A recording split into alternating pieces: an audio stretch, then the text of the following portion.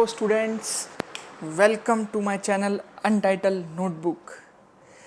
तो मैं आपका स्वागत करता हूं। सबसे पहले मैं यही आशा करता हूं कि आप एकदम स्वस्थ होंगे और सुरक्षित होंगे अपने घर में। और जितने भी स्टूडेंट्स हैं जो कि अभी जिनका पढ़ाई बहुत स्कूल बंद हो गए हैं काफ़ी समय से, और लॉकडाउन के चक्कर में पढ़ाई पे काफ़ी इफ़ेक्ट आया है स्टूडेंट्स के ऊपर, उसी लिए मैं अपना ये चैनल पे भी नया वीडियो अपलोड कर रहा हूँ, नया एक सेशन अपलोड कर रहा हूँ फ़िज़िक्स का नया सीरीज़। अब तक मैं इंजीनियरिंग के लिए पढ़ा रहा था, तो मैंने सोचा कि जो फिज़िक्स है 11th-12th के जो स्टूडेंट्स हैं, बिकॉज जो इंजीनियरिंग के स्टूडेंट्स हैं वो लोग तो बहुत सारे चैनल्स हैं उनके लिए पढ़ने के लिए, फ़िज़िक्स के भी बहुत सारे चैनल्स हैं, पर मैं चाहता हूँ कि मैं उस तरह से बच्चों को पढ़ाऊँ ताकि बच्चों को जो है ऐसा समझ में आए जैसे कि वो क्लासरूम में बैठे हों। इस तरह से उनको समझ में आए, एक एक फंडा, एक एक कंसेप्ट जो है बिल्कुल क्लिस्टर क्लियर उनके सामने मैं प्रेजेंट करूँ, जिससे उनको क्वेश्चन जब वो करेंगे, क्वेश्चन को सॉल्व करेंगे, तब उनको कोई भी दिक्कत नहीं आएगी। तो ये मेरा मोटिव है। तो बच्चों, मैं आशा करता हूँ कि आप लोगों से कि जो लॉकडाउन है इसका ज़्यादा इफ़ेक्ट आपके ऊपर नहीं पड़ना चाहिए बेसिकली, क्योंकि एक जो स्टूडेंट है उसके लिए तो ये बहुत ही अच्छा समय है। क्वारंटाइन कर लेना चाहिए उसको अपने आप को। हाँ, तो ये जो समय है बच्चों को क्वारंटाइन होने का, क्योंकि क्वारंटाइन का असली मतलब जो स्टूडेंट के लिए है वो ये है कि बाकी सारे गोल, बाकी सारी चीज़ों को छोड़ के अपनी स्टडी पे फुल फोकस होके अपने आप को एक क्वारंटाइन कर लेना, ये सबसे बड़ा गोल है हमारा। और इससे काफ़ी सारे स्टूडेंट जो है, अभी जो सिचुएशन चल रहा है उसके कारण बहुत सारे स्टूडेंट भटक जाते हैं अपनी राह से। तो मैं चाहता हूँ कि आप लोग जो अपना स्टूडेंट धर्म है, जिस धर्म को अच्छे से पालन करिए, पढ़ाई करिए, अपना करियर को सक्सेस पे लेके जाइए, उसके बाद जो है आप बाकी सारी चीज़ों पे फोकस करिए। अभी आपका जो मेन मोटिव होना चाहिए वो क्या होना चाहिए? How to make my career best way में बनाना है आपको अपना करियर। तो चलिए हम इसी के साथ शुरुआत करते हैं हमारे फिजिक्स का फर्स्ट चैप्टर 11th क्लास का, बिना रुके, है ना।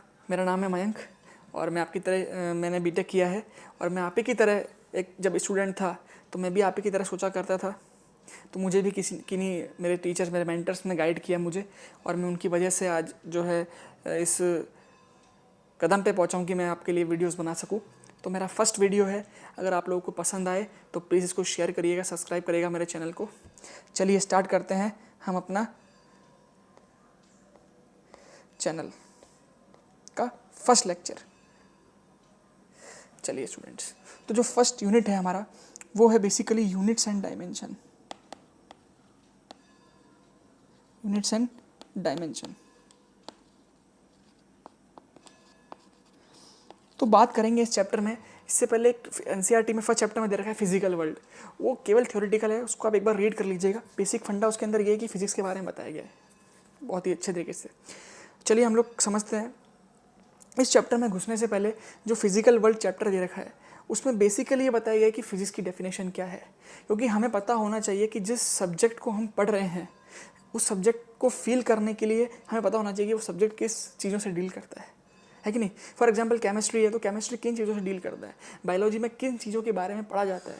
उसी तरह से इस चैप्टर में घुसने से पहले हमें फिजिक्स पढ़ना है, तो फिजिक्स के बारे में पता होना चाहिए हमको कि फिजिक्स क्या है हमारा, व्हाट इज़ फिजिक्स। तो सबसे पहला डेफिनेशन ही हर बुक में यही मिलेगा आपको, व्हाट इज़ फिजिक्स। तो बेसिकली बच्चों फिजिक्स क्या है ये समझना है हमको सबसे पहले। तो देखिए, आप जब से आपको कुछ जब से आपने समझना स्टार्ट किया है, फॉर एग्जांपल जैसे हम बच्चे थे, थोड़े बड़े हुए तो हमको समझदारी आई, तो जब से समझना स्टार्ट किया हमने इस वर्ल्ड को, हमारे आसपास की चीज़ों को, तब से लेकर अब तक जब हम 11th क्लास में हैं तब तक हमने अपने एटमॉस्फेयर में ना जाने कितनी चीज़ों को ऑब्जर्व किया है ना। नेचर के कितने सारे इवेंट्स को ऑब्जर्व किया, रेन को ऑब्जर्व किया, सनलाइट को ऑब्जर्व किया, विंड को ऑब्जर्व किया, फायर को ऑब्जर्व किया, इलेक्ट्रिसिटी को ऑब्जर्व किया। तो ये जो ऑब्जर्वेशंस हमने की है ना, इवेंट्स की, इसका जो स्टडी है ये नेचर के द्वारा हुआ है सब कुछ, है ना। तो इसके इवेंट्स का स्टडी ही फिजिक्स कहलाता है। समझ में बहुत ही अच्छी तरीके से आया होगा आपको। तो physics is nothing but the study of nature and its event, study of nature.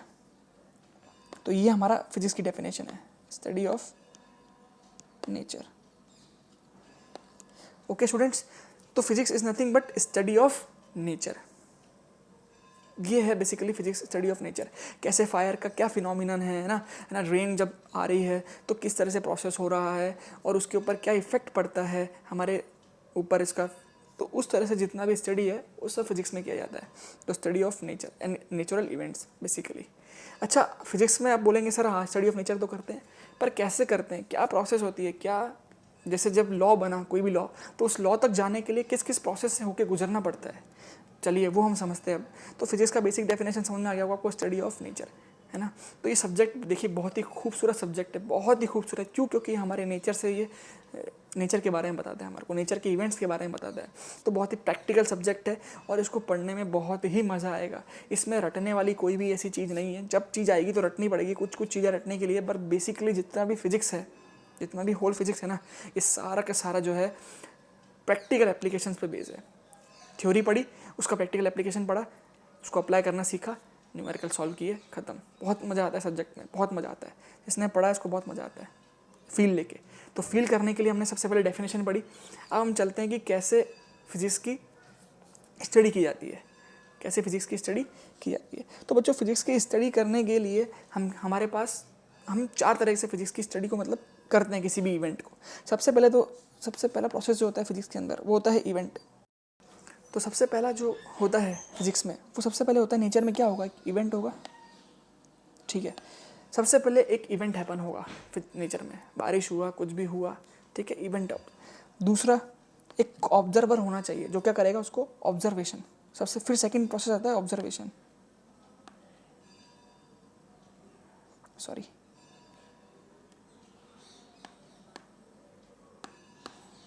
Observation. Third process जो फिजिक्स में होता है इवेंट के बाद ऑब्जर्वेशन, उस इवेंट को ऑब्जर्व किया, ऑब्जर्व करने के बाद उसके एक्सपेरिमेंट किए जाते हैं, एक्सपेरिमेंट।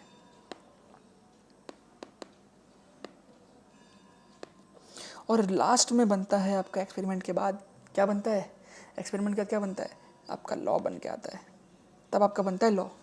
तो सबसे पहले क्या होता है इवेंट, उस इवेंट का फिर ऑब्जर्वेशन, फिर एक्सपेरिमेंट, देन लास्ट में लॉ। तो ये 4 प्रोसेस से होकर गुजरता है, यही है पूरा स्टडी ऑफ फिजिक्स। इस तरह से होता है फिजिक्स का स्टडी, ये है फिजिक्स से आपका पूरा। ओके माय डियर स्टूडेंट्स, आप लोग को यहाँ तक समझ में आया होगा। अभी एग्जांपल लेके समझाऊंगा मैं अच्छे से, कि बिना एग्जांपल के फिजिक्स में समझ लीजिए आपको कुछ भी समझ में नहीं आने वाला। तो हमें सबसे बढ़िया करना पड़ेगा, प्रोसेस बताया, फिर एक एग्जांपल लेके समझाना पड़ता है उसको। तो ये सबसे बढ़िया तरीका है, ठीक है। इवेंट हुआ, ऑब्जर्वेशन, एक्सपेरिमेंट, फिर लॉ बनता है लास्ट में। इस तरह से जितने भी साइंटिस्ट हैं उन सबने यही किया है। देखिए इसका प्रैक्टिकल एग्जांपल है, बुक में दे रखा है, अलग अलग तरीके से दे रखा है। कहीं चेस का दे रखा है एग्जांपल, 2 प्लेयर चेस खेल रहे हैं, एक व्यक्ति ऑब्जर्व कर रहा है। मैं उससे बेस्ट तरीके से समझाता हूँ आपको, प्रैक्टिकल। न्यूटन का एग्जांपल लेके समझाता हूँ, बहुत ही प्रैक्टिकल है।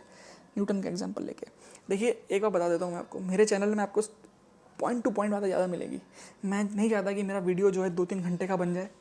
पूरा का पूरा बुक मैं यहाँ पे पढ़ सकता हूँ आपके सामने, पूरा का पूरा बुक, पर उससे कोई मतलब नहीं है। मैं आपको वो चीज़ बिल्कुल बेस्ट तरीके से बताऊंगा जिसके बाद यहाँ से पढ़ने के बाद जब आप बुक को पढ़ेंगे, जब आप खुद सेल्फ स्टडी करेंगे ना बुक से, तो आपको एक एक लाइन समझ में आएगा, एक एक लाइन समझ में आएगा। देखिए एक बार बता देता हूँ मैं, हमने पढ़ाया आपको यहाँ से, अल्टीमेटली पढ़ना आपको है। किस तरह से आप जाके सेल्फ स्टडी करते हैं ना, वहीं आपका रैंक डिफाइन करेगा, आपका IIT में या फिर नीट में, वो रैंक डिफाइन करेगा आपका। समझ में आ रहा है? वही आपका रैंक डिफाइन करेगा। मैं यहाँ कितना भी अच्छा पढ़ा लूँ, है ना, पर आप अगर जाके सेल्फ स्टडी नहीं कर रहे हैं तो वो कोई मतलब नहीं है मेरा पढ़ाने का। इसीलिए आप अगर मैं आपको बेस्ट एग्जांपल देके समझा रहा हूँ, बिल्कुल शॉर्ट एग्जांपल देके, ताकि जब आप बुक से पढ़ेंगे आपको क्लियर अंडरस्टैंड हो जाएगा। ऐसा नहीं है कि जो बुक में दे रखा है उसी एग्जांपल से समझना ज़रूरी है, ठीक है, ऐसा। और मैं ये भी नहीं कह रहा कि जो बुक में एग्जांपल दिया हुआ है वो अच्छा नहीं है, वो है बेस्ट है, पर मेरा समझाने का तरीका बहुत ईजी वे में है, इसलिए मैं आपको उस तरह से समझाऊँगा। और दूसरी बात कि छात्र के साथ मैं जो पढ़ा रहा हूँ, अगर आपने नोट्स नहीं बना रहे अपने आप, है ना, यदि आप नोट्स नहीं बना रहे हो तो ये मान के चलिए कि आप जो है यहाँ पे टाइम पास करने आए हो। 1 घंटा जितना भी मिनट का वीडियो देखोगे आप, जितने भी वीडियो है पूरा वीडियो देख के आप आराम से जाके अपना टाइम वेस्ट किया आपने। इसको बोलते हैं संस्कृत भाषा में श्रव एव ही केवलम। कुछ नहीं किया, केवल श्रम किया, चले गए आप। तो इसको समझने का प्रयास करिएगा। नोट्स बिना बनाए नहीं, बिना नोट्स, कॉपी पेन हाथ में होना ज़रूरी है, और जो मैं कह रहा हूँ उसको बनाते जाइए। तो एग्जाम्पल देके समझा रहा था मैं आपको कैसे स्टडी होता है फिजिक्स का। देखिए इवेंट हुआ नेचर ने, तो न्यूटन साहब बैठे थे पेड़ के नीचे, है ना, ये पेड़ था, इस पेड़ के तो यहाँ से एक एप्पल गिरा नीचे, एक एप्पल नीचे गिरा और न्यूटन सर ने उसको ऑब्जर्व किया। ध्यान से देखिएगा क्या हुआ। अब ये इवेंट जो है ये दो लोगों के बीच में हुआ ना, नेचर और किसी व्यक्ति ने उसको नेचर का इवेंट को हैपन किया, ठीक है।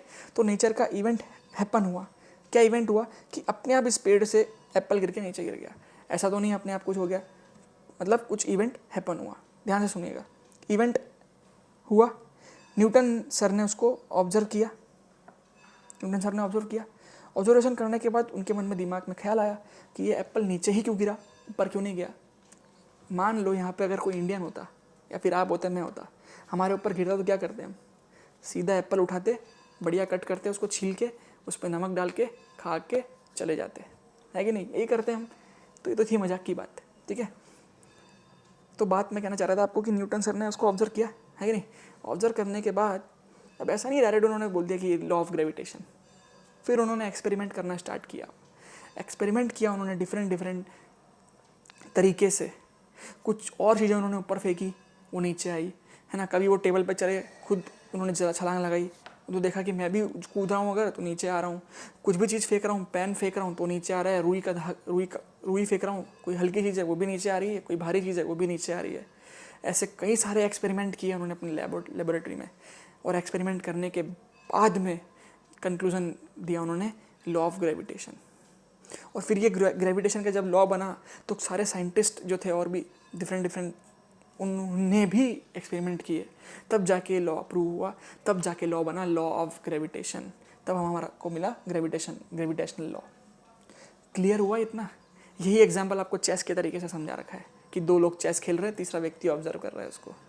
तो देखिए ये ऑब्जर्वेशन करना ही बहुत डिफिकल्ट है। न्यूटन के दिमाग में ये ख्याल आया ना, न्यूटन के दिमाग में ये ख्याल आया, यही बहुत बड़ी बात है, ये हर किसी के दिमाग में नहीं आता है। अब सोचो कि इतने से लॉ, एप्पल गिरने की वजह से पूरा का पूरा मैकेनिक्स डिफाइन हो गया न्यूटन की वजह से। अब देखिए क्या दिमाग था, है ना। तो कहीं ना कहीं ऑब्जर्वेशन करना बहुत डिफ़िकल्ट है, बहुत डिफ़िकल्ट टास्क है ऑब्जर्वेशन करना। साइंटिस्ट लोग इसलिए रेयर होते हैं ना, क्योंकि वो ऑब्जर्व करते हैं नेचर के इवेंट्स को। बाकी लोग तो नेचर के इवेंट का मज़ा लेते हैं, वो ऑब्जर्व करते हैं। एक्चुअली में फील तो साइंटिस्ट ही करते हैं नेचर के इवेंट को। तो समझ में आ गया होगा, ये एक बेसिक एग्जांपल है। तो सबसे पहले क्या हुआ, इवेंट हैपन हुआ, एप्पल गिरना, न्यूटन सर ने ऑब्जर्व किया, ऑब्जर्वेशन भी हो गया। थर्ड पार्ट में हमने बोला एक्सपेरिमेंट, उन्होंने एक्सपेरिमेंट भी किए, और लास्ट में उन्होंने निकाला law, that is gravitational law. यहाँ तक क्लियर हो गया होगा आपको। बहुत ही बेसिक एग्जांपल से समझाया मैंने। इसको आप चाहे तो एग्जांपल लेके समझा सकते हैं, जैसे भी चाहें आप, बुक से भी एग्जांपल लेके समझा सकते हैं, चेस वाला एग्जांपल, ठीक है। देखिए आप में से बहुत से स्टूडेंट्स हैं जिनको प्रॉब्लम होगा, है ना, स्टडी में।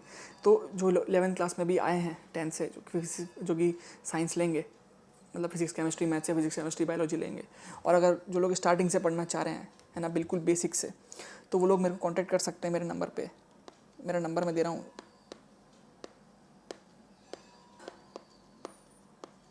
ये कांटेक्ट नंबर है, ये 2 है, ठीक है, ये 2 नंबर है, ये है 2, 8058407269। इस नंबर पे मुझे व्हाट्सअप करिएगा। पर्सनली मैं आपके डाउट सॉल्व करूँगा विदाउट एनी चार्ज। मैं कोई चार्ज नहीं ले रहा आपसे, ठीक है। मेरा मोटिव है स्टूडेंट्स को हेल्प करना, ठीक है, अभी लॉकडाउन पीरियड के अंदर, क्योंकि लॉकडाउन में बहुत डिफिकल्ट आ रही है स्टूडेंट्स को, ठीक है। स्टूडेंट्स, तो मैं आप समझ गया होगा कि इतना तो आपको समझ में आया होगा। हमने जो पढ़ा अभी तक, फिजिक्स की डेफिनेशन पढ़ी हमने, फिजिक्स की डेफिनेशन पढ़ी, what is the physics is nothing but the law, study of nature, कैसे स्टडी करते हैं नेचर का, event, observation, experiment and then law. फिर मैंने एग्जांपल देके समझाया how Newton makes the law of gravitation. उसके बाद हम आगे चलते हैं। अब हम चलते हैं अपने सब्जेक्ट, जो फर्स्ट चैप्टर है यूनिट्स एंड डायमेंशन, जहाँ से क्वेश्चन आएगा आपके एग्ज़ाम में। हमें देखिए एग्ज़ाम पॉइंट ऑफ व्यू से पढ़ना है, डिटेल पढ़ने के लिए हमारे पास बहुत समय है, ठीक है। जब आप कॉलेज में आएंगे आराम से डिटेल्स पढ़िएगा, पर भी हमारे पास लिमिटेड समय है। हमारे पास 1 साल है, हमें 1 साल में 11 पढ़ना है पूरा। कितने चैप्टर से आप सोचिए, 2 बुक्स हमारे को फिजिक्स का कवर करना है, इतना समय नहीं हमारे पास कि हम हर चीज़ को बिल्कुल डीप पढ़ते जाएँ 10-12 बुक से पढ़ के, तो फिर बहुत समय आपके पास, उसके लिए तो फिर आपको PhD करना पड़ेगा ना। तो उस वो करने तो हम बैठे नहीं हैं यहाँ पे, हमें अभी एग्ज़ाम ओरिएंटेड बनना पड़ेगा। ये बहुत इंपॉर्टेंट है, ये ध्यान रखिएगा। पढ़ाई ऐसे करिए एग्ज़ाम ओरिएंटेड, बहुत ही स्मार्ट वे में स्टडी करना है आपको, स्मार्ट स्टडी है ना। एग्जाम्पल देके समझाता हूँ, देखिए मैं आपको 2 लोग हैं, एक लड़का जो है 4 घंटे पढ़ता है, एक लड़का 10 घंटे पढ़ता है। 4 घंटे वाला भी IIT में अच्छा रैंक ले आता है, जबकि 10 घंटे वाला नहीं ला पाता, जबकि 10 घंटे वाला जो है वो रैंक नहीं ला पा रहा है। ऐसा क्यों? क्योंकि जो 4 घंटे वाला है ना, उसकी स्टडी स्मार्ट स्टडी है, वो exam oriented point of view से पढ़ रहा है। और 10 घंटे वाला जो है पढ़े ही जा रहा है, समझ नहीं आ रहा है क्या गोल है, किस लिए पढ़ रहा हूँ मैं, क्या पढ़ रहा हूँ, क्या वो एग्जाम में आएगा कि नहीं आएगा, क्या फालतू चीज़ तो नहीं पढ़ रहा हूँ मैं। तो ये बहुत ज़रूरी है, ठीक है स्टूडेंट्स। ये मेरा बेसिक था, आपको बताना ज़रूरी है एक्चुअली में, आपको समझना भी पड़ेगा इस चीज़ को, ठीक है। क्योंकि बहुत से लोग जो है इधर उधर का बहुत बात करते हैं, तो वो मैं नहीं करूँगा आपके साथ, ठीक है। मैं नहीं चाहता कि मेरा स्टूडेंट कल आके बोले कि सर आपने मेन चीज़ तो पढ़ाई नहीं, फालतू की चीज़ें बहुत बता दी। तो इसलिए मैं चाहता हूँ कि लेक्चर जो है वो लिमिटेड समय के हों, पर वो हो जिसमें आपका सारा सिलेबस कवर होगा, बिल्कुल एक एक पॉइंट जो एग्ज़ाम में आ रहा है उसको नहीं छोड़ूंगा मैं, ये बात समझिएगा आप, उसको नहीं छोड़ूंगा जो एग्ज़ाम में आ रहा है, ठीक है। अब हम चलते हैं हमारे चैप्टर की तरफ, यूनिट एंड डायमेंशन।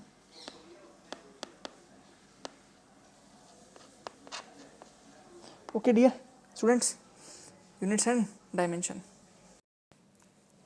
ठीक है। चलते हैं यूनिट्स एंड डायमेंशन की तरफ। अब आप देखते हैं फिजिक्स, केमिस्ट्री, बायोलॉजी, कोई भी सब्जेक्ट होगा तो हर सब्जेक्ट की पर्टिकुलर क्वांटिटीज़ होती हैं ना, जिनको पढ़ना पड़ता है हमको। क्योंकि जो केमिस्ट्री में कुछ क्वांटिटीज़ हैं जिनकी वजह से केमिस्ट्री बनी है, बायोलॉजी में कुछ क्वांटिटीज़ हैं, कुछ टर्मिनोलॉजीज़ हैं जिनकी वजह से बायोलॉजी बनी है, उसी तरह से फिजिक्स में कुछ क्वांटिटीज़ को हम लोग पढ़ते हैं।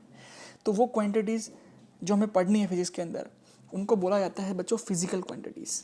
क्या बोला जाता है? Physical quantities. क्योंकि ये फिजिक्स के अंदर पढ़ी जाती है, इसलिए फिजिकल। एक्चुअल डेफिनेशन नहीं है, बट फिजिकल क्वांटिटीज़ जो हम लोग फिजिक्स में पढ़ते हैं बेसिकली। अब हम पढ़ते हैं डेफिनेशन पे आते हैं, ठीक है। तो फिजिकल क्वांटिटीज़ क्या होती है, चलिए समझ। अब लिखने का समय आ गया आपका, ठीक है। अब मैं लिखूंगा नहीं यहाँ पे, ठीक है, बोलूँगा मैं आपको, उसको लिखिएगा आप। फिजिकल क्वांटिटीज़ क्या होती है, लिखिएगा। Physical quantities are those quantities which can be measure, ठीक है। या फिर और the quantities which can be measure by some instrument are called physical quantities.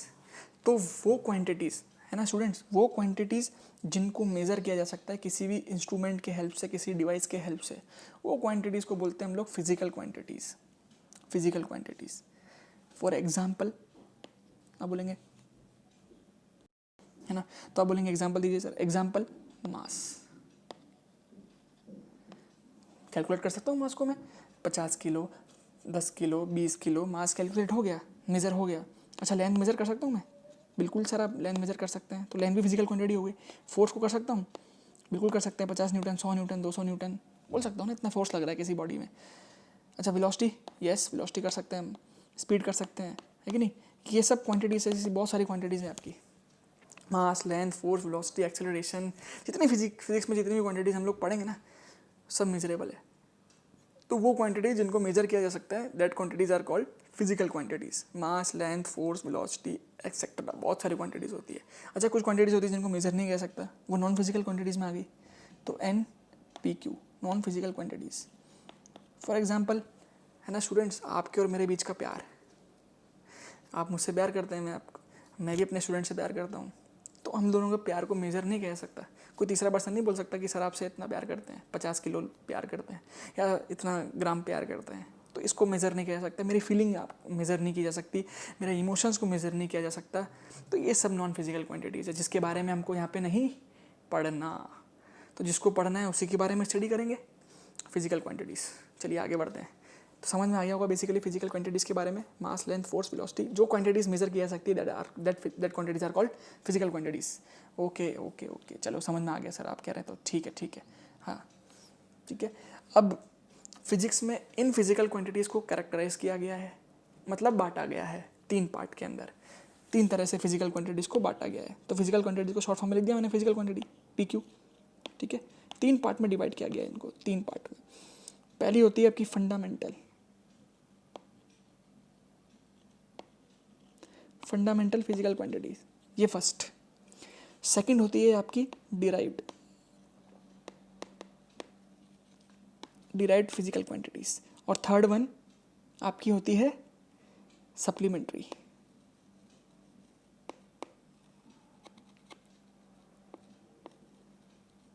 Supplementary physical quantities.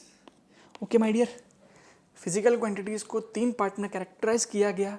पहली फंडामेंटल फिजिकल क्वांटिटी, दूसरी डिराइव फिजिकल क्वांटिटी, और third supplementary physical quantities. ठीक है, अब हम क्या करेंगे, एक एक करके सबको समझेंगे, है ना, कि तीनों की डेफिनेशन समझेंगे और कौन कौन सी क्वांटिटीज़ इसमें आती है उनके बारे में पढ़ेंगे। ठीक है स्टूडेंट्स, चलिए तो सबसे पहले पढ़ते हैं हम लोग फंडामेंटल फिजिकल क्वांटिटी के बारे में।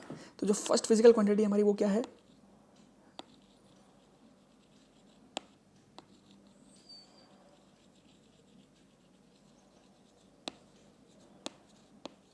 Fundamental physical quantity. देखिए ये वो लिखिएगा डेफिनेशन इसका ना, अपना आप कॉपी पेन बिल्कुल और माइंड को फोकस करिए, लिखिए, ध्यान से सुनिएगा। Fundamental physical quantities are those quantities which are independent on other quantities and they solely defined physics.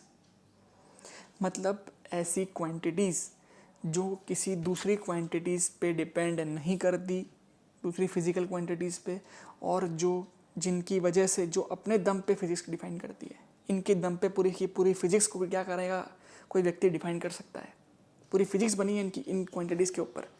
That quantities are called fundamental physical quantities. मैं एक बार फिर बोलता हूँ, ठीक है, आप रिवाइंड करके भी लिख सकते हैं, पर मैं फिर भी एक बार बोल देता हूँ।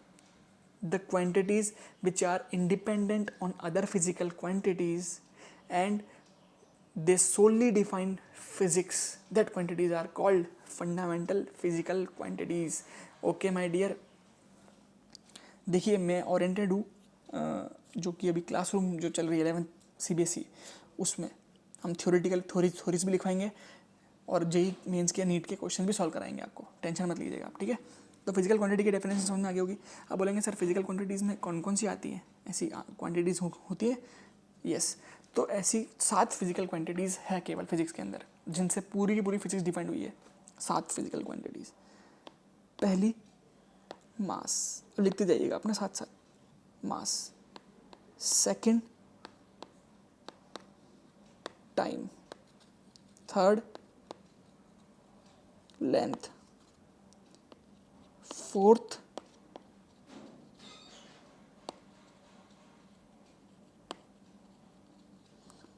टेम्परेचर,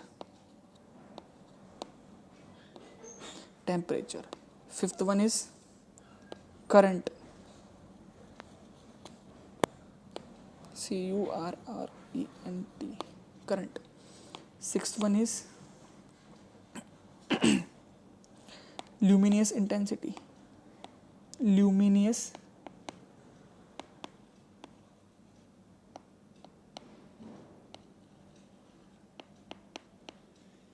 और seventh last one which is mass of substance, mass of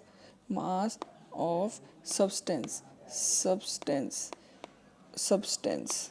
okay students, तो fundamental physical quantities 7 physical quantities होती हैं जो कि लिखी भी आपके सामने है। First mass, time, length, temperature, current, luminous intensity and mass of substance.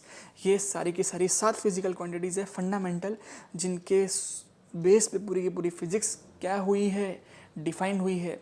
अच्छा, हमारे कोर्स में ल्यूमिनस इंटेंसिटी नहीं है, 6th हम नहीं पढ़ पाएंगे, और 7th मास ऑफ सब्सटेंस, थोड़ा बहुत केमिस्ट्री में एवोगैड्रो नंबर, ये सब जो है ये हम लोग थोड़ा बहुत देखेंगे, थोड़ा बहुत।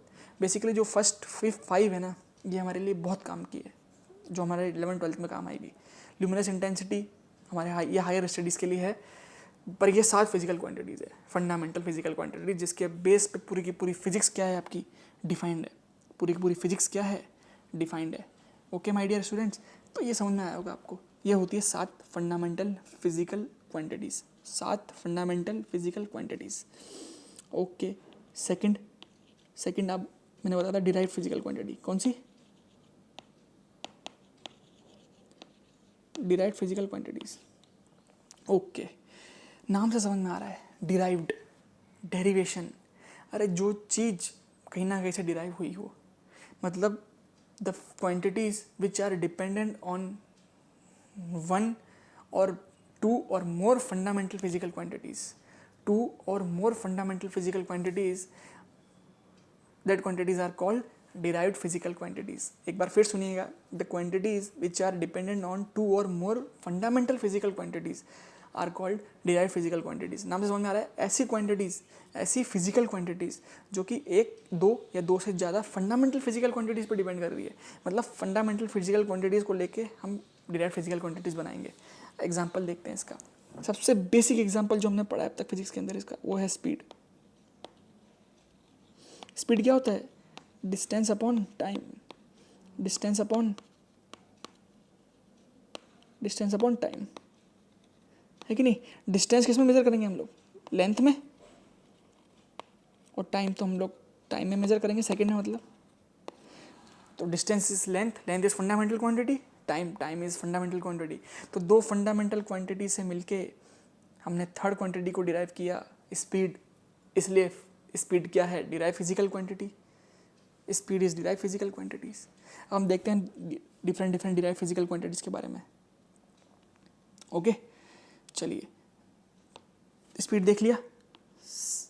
Second, force. फोर्स से पहले हम देखते हैं एक्सेलरेशन।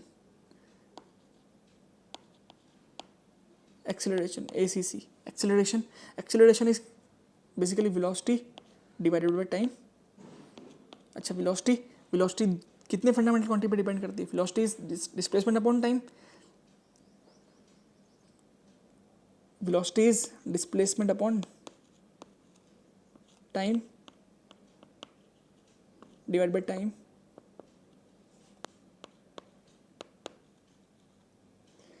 तो ये इधर जाएगा तो क्या हो जाएगा? डिस्टेंस डिस्प्लेसमेंट अपॉन टाइम का स्क्वायर। मतलब एक लेंथ और दो टाइम के स्क्वायर से, मतलब दो फिजिकल क्वांटिटी से मिलके बनी ये भी, है ना। पर फंडामेंटल क्वांटिटी टाइम जो दो बार रिपीट हो रही है इसमें, और लेंथ एक बार रिपीट हो रही है। तो acceleration is L/T square, length by time का स्क्वायर। ठीक है, तो ये भी acceleration is derive physical quantity. Third one, force. Force is mass into acceleration. अच्छा, आप बोलेंगे मास तो m तो फंडामेंटल क्वांटिटी है ही, और एक्सेलरेशन ने बोला T, L/T square, L/T square. तो तीन फंडामेंटल क्वांटिटी से मिलकर बना है फोर्स, है ना। तो फोर्स भी क्या है हमारा? Derive physical quantities. अभी देखिए, यूनिट की बात नहीं यहाँ पे मैं कर रहा हूँ, यूनिट की बात अभी करूँगा आगे। इसके बाद, इस टॉपिक के बाद, फिजिकल क्वांटिटीज़ के बाद हम सीधा यूनिट पे आएंगे, है ना। तो अभी आप देखते रहिए, बस जो मैं समझते रहिए, इसको लिखते रहिए अपने कॉपी में कि ये फिजिकल क्वांटिटीज़ है, मतलब डिराइव फिजिकल क्वांटिटीज़ है। और देखिए फोर्थ वन, मोमेंटम। मोमेंटम आप बोलेंगे फॉर्मूला सर, मोमेंटम का फॉर्मूला तो पता ही है आपको, mass into velocity. Mass fundamental quantity, velocity is L/T। तो तीन क्वांटिटी से मिलकर बना है ये भी, तीन फंडामेंटल क्वांटिटीज़ है। ओके, और आपका प्रेशर आपने पढ़ा होगा, pressure is nothing but force per unit area. तो फोर्स आपका मिलके बना है मास L/T स्क्वायर से, और एरिया मिलके बना है L स्क्वायर से। एरिया मतलब लेंथ इंटू लेंथ, किसी भी मतलब एरिया मतलब क्या? एरिया मतलब लेंथ इंटू लेंथ ही तो होता है एरिया मतलब लेंथ का स्क्वायर। अब वो चाहे आप 2πr स्क्वायर बोलेंगे, सर सर्कल का तो 2πr स्क्वायर होता है, पर 2π तो कांस्टेंट है, r मतलब रेडियस लेंथ में मेजर करेंगे मीटर में, तो लेंथ का स्क्वायर तो 2। उसी तरह से तो फोर्स भी क्या है? फंडामेंटल डिराइव फिजिकल क्वांटिटीज़ है। सॉरी, प्रेशर भी क्या है हमारा? डिराइव फिजिकल क्वांटिटीज़ है। और आप बोल सकते हैं सर और क्या? और भी होता है kinetic energy, K E, which is half mv square. Mass is fundamental, velocity जो है ऑलरेडी डिराइव्ड है किसी फंडामेंटल क्वांटिटी से, तो काइनेटिक एनर्जी भी क्या हो गया मेरा? Derive physical quantities. और डेंसिटी के बारे में पढ़ा होगा आपने, density density is mass divided by volume, m by volume. तो मास तो आपका मास m फंडामेंटल क्वांटिटी है, वॉल्यूम जो है लेंथ की पावर 3। तीन बार किसी को लेंथ से मल्टीप्लाई कर दो, है ना। जैसे फॉर एग्जांपल लेके चलता हूँ मैं रेक्टेंगल का, तो length into breadth into height, तो तीनों किसमें मेजर कर रहे हैं हम लोग, लेंथ ही तो है तीनों आपस में, बस वो एक एक्सिस पे है, वो वाई एक्सिस पे है, वो जेड एक्सिस पे है। क्यूब की बात करूँगा तो अगर मैं, है ना, तो वॉल्यूम लेंथ क्यूब। तो ये भी दो फंडामेंटल क्वांटिटीज से मिलकर बना डेंसिटी। तो density is also a derive physical quantity. Okay my dear students, तो बेसिकली ये है डिराइव फिजिकल क्वांटिटीज़ के बारे में। डिराइव फिजिकल क्वांटिटीज़ के बारे में बहुत सारी है, बहुत सारी डिराइव फिजिकल क्वांटिटीज़। मैं चाहूँ तो पूरा पेज भरता जाऊँ, आधा घंटा आपको बताते जाऊँगी कौन कौन सी क्वांटिटी डिराइव फिजिकल क्वांटिटीज़ है। ठीक है, चलिए अब नेक्स्ट क्वांटिटी के बारे में पढ़ते हैं। नेक्स्ट जो थर्ड क्वांटिटी है वो सप्लीमेंट्री।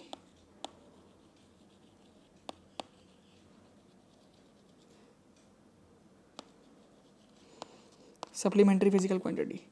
अच्छा, सप्लीमेंट्री फिजिकल क्वांटिटीज़ जो है ये एड ऑन होती है किसके ऊपर, फंडामेंटल की कुछ एड ऑन क्वांटिटीज़ है। इसमें दो क्वांटिटीज़ आती हैं सप्लीमेंट्री फिजिकल क्वांटिटीज़ के अंदर, दो क्वांटिटी आती है। सप्लीमेंट्री मतलब एक्स्ट्रा में है ये, एक्स्ट्रा सप्लीमेंट्री। तो पहला आता है इसके अंदर प्लेन एंगल, पहला आता है इसमें प्लेन एंगल।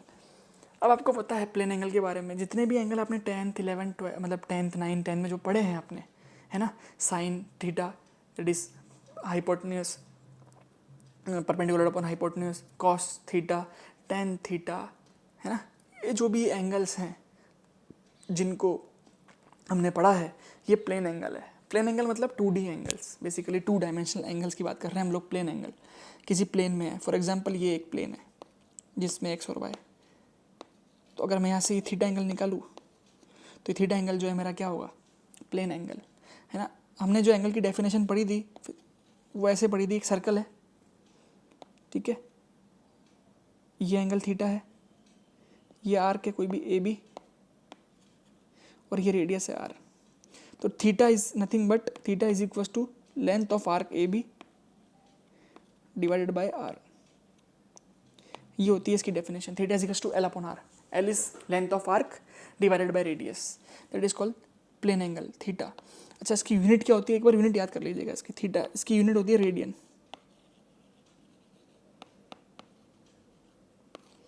इसकी यूनिट क्या होती है, रेडियन, ठीक है, इसकी यूनिट होती है radian.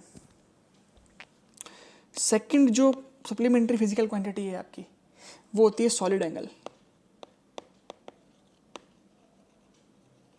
Solid angle, for example आपका स्फेयर है, ये स्फेयर है इस तरह से, तो स्फेयर बट 2D तो नहीं है, स्फेयर तो 3D है। सर्कल 2D है, स्फेयर क्या है, 3D है। तो 3D में जो स्फेयर का जो एंगल मेजर करेंगे हम, that angle is called solid angle. अब 3D एंगल की बात कर रहे हैं यहाँ पे, कोन का एंगल हो गया, स्फेयर का एंगल हो गया, और कोई भी 3D ऑब्जेक्ट, इसको हम लोग पढ़ेंगे 12th के अंदर, 12th में पढ़ते हैं इसको हम लोग। तो ये जो एंगल है सॉलिड एंगल है, इसकी जो यूनिट होती है वो होती है स्टेरेडियन। स्टेरेडियन इसकी यूनिट होती है स्टेरेडियन। ओके,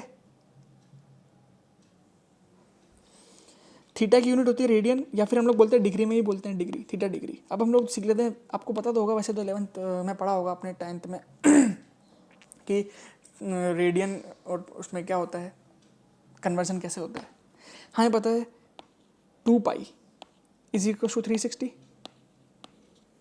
और पाई इज इक्वल टू 180। 2 पाई 360 होता है, 2 पाई मतलब पूरा, और पाई इज 180। तो 1 रेडियन आपका होता है विच इज 180 बाई पाई। अगर आपको 180 बाई पाई डिग्री, 1 रेडियन होता है 180 बाई पाई डिग्री, अगर आपको डिग्री में कन्वर्ट करना है रेडियन को, तो 180 बाई पाई से डिवाइड कर दीजिए, और डिग्री को रेडियन में करना है तो पाई बाई 180 कर दीजिए। तो 1 degree is equal to pi by 180 radian. Example लेके समझ लेते हैं, 60 डिग्री को मुझे रेडियन में कन्वर्ट करना है, तो 60 मैंने क्या बोला, पाई बाई 180 से मल्टीप्लाई कर दीजिए, पाई बाई 180 हो गया, ये कैंसिल आउट हो गया, 6 3 से पाई बाई 3, तो पाई बाई 3। तो 60 डिग्री को लिख सकते हैं हम लोग π/3 रेडियन। और अगर मेरा π/2 है, π/2 है ये एंगल है, इसको मेरे को डिग्री में कन्वर्ट करना है, तो मैंने क्या बोला, इसको 180/π से मल्टीप्लाई कर दीजिए, कितना बचा 90 डिग्री, तो कितना आ गया 90 डिग्री, मतलब π/2 radian is equal to 90 degree और 60 degree is equal to π/3 radian. तो ये एक कन्वर्जन है, radian to degree and degree to radian. तो ये भी आपको आना चाहिए, बेसिक आना चाहिए बिल्कुल फिजिक्स में, इतना नहीं बहुत मैथ आना चाहिए। हाँ, मैं एक चीज़ बताना आपको, शायद मेरे फ्लो में निकल गया रहना, कि देखिए फिजिक्स तो जो हमने पढ़ा वो तो है जो नेचर का स्टडी है, पर एक टूल, एक लैंग्वेज जो फिजिक्स को डिफाइन करती है, दैट इज़ कॉल्ड मैथमेटिक्स। इसीलिए स्टूडेंट्स जिनका मैथ्स वीक है, फिजिक्स में बहुत दिक्कत आएगी, है ना। तो आपका मैथ्स का बेसिक पार्ट स्ट्रांग होना पड़ेगा। देखिए मैं आपको वो भी पढ़ाऊँगा, फर्स्ट चैप्टर खत्म होने दीजिए थोड़ा सा, यूनिट्स एंड डायमेंशन, उसके बाद हम मैथ्स पे आएंगे, बेसिक मैथ्स यूज़ होगी हमारी फिजिक्स के अंदर, क्योंकि जो बायोलॉजी वाले स्टूडेंट्स हैं, मैं उनके लिए भी बना रहा हूँ ये वीडियो ना, जो मैथ्स वाले हैं वो तो समझ लेंगे, पर जो बायोलॉजी वाले स्टूडेंट्स हैं उनको दिक्कत आ सकता है, इसलिए मैं उनके लिए भी बनाऊँगा ये वीडियो। तो ठीक है स्टूडेंट्स, तो आज के लिए इतना ही, हम लोग नेक्स्ट वीडियो में कवर करेंगे, ये मेरा पार्ट 1 है ना। तो अगर आपको मेरा वीडियो पसंद आया और आपको लगता है कि इसको शेयर करना चाहिए, तो आप बिल्कुल शेयर करिए मेरे वीडियो को, है ना, ताकि ज़्यादा से ज़्यादा स्टूडेंट्स को फ़ायदा मिल सके। Okay students, stay safe, stay home, thank you very much, have a nice day.